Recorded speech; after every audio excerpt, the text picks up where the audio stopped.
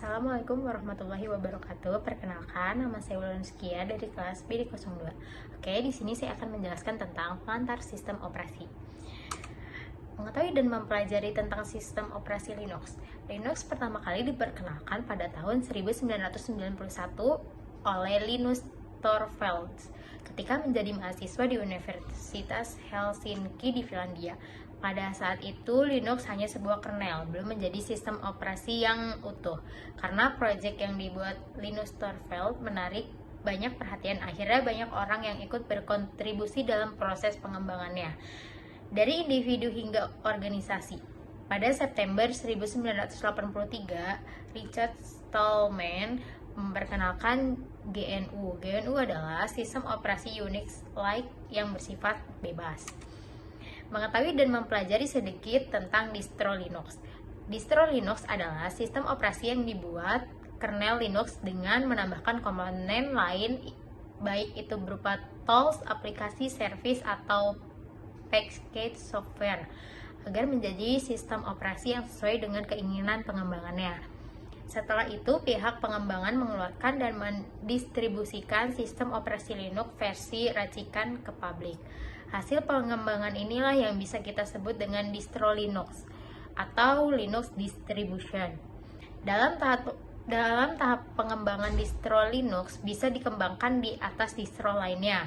Oleh karena itu, ada beberapa kedekatan antara distro satu dengan distro lainnya, yaitu satu, Debian. Debian adalah salah satu distro Linux tertua dan memiliki banyak turunan dari distro Linux ini, salah satunya Ubuntu.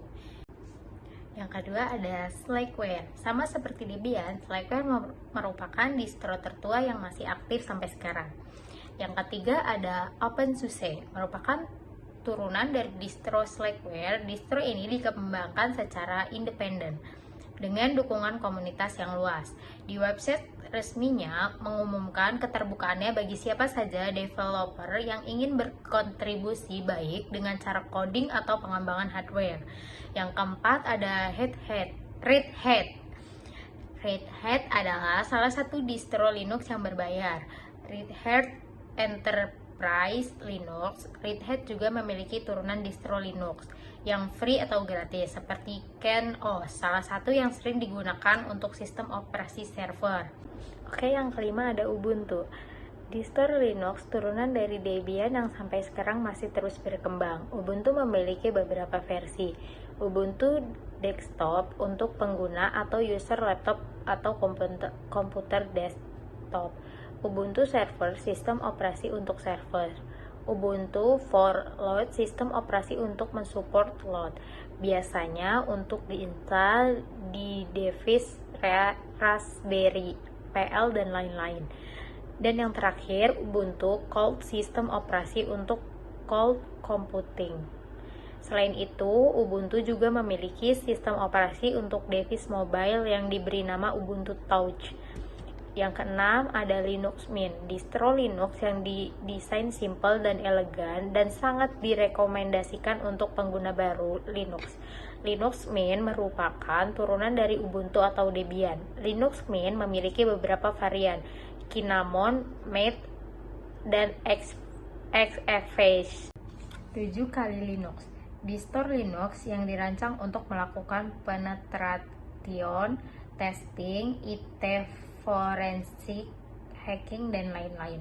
Karena itu, di dalam sistem operasi Kali Linux disertakan tools hacking serta default. Kali Linux juga memiliki sistem operasi untuk mobile device yang diberi nama Kali Net Hunter. Yang ke-8 ada Raspberry Pi OS. Raspbian merupakan sistem operasi yang dikembangkan untuk device Raspberry Pi dari turunan Debian. Raspberry Pi sendiri adalah single board komputer yang biasa digunakan untuk proyek load untuk membuat mini PC dan lain-lain. Sistem operasi ini merupakan turunan dari sistem operasi Debian. Mengetahui beberapa distro Linux buatan Indonesia. Tadi di atas sudah banyak dijelaskan tentang distro Linux buatan luar negeri yang terkenal. Di negara kita juga banyak distro Linux yang bagus yang layak dicoba, antara lain 1. Tail Linux OS. Tail Linux adalah distro Linux turunan Ubuntu yang dikembangkan oleh komunitas di kampus Universitas Dian Nuswantoro Dinus. Open source community dan kawan-kawan yang berasal dari kota Semarang, Jawa Tengah. Tail Linux berorientasi untuk dunia pemrograman. Di dalam sistem operasi Tail Linux ini sudah ada Tail Linux OS IDE installer aplikasi untuk menginstal tools pemrograman. Jadi pengguna atau user bisa memilih aplikasi apa yang ingin diinstal, khususnya aplikasi untuk coding. Dalam sistem penamaan seri Tail Linux OS diambil dari nama-nama teh seperti green tea, oolong tea, dan lain-lain. Yang B ada Linux Blend On.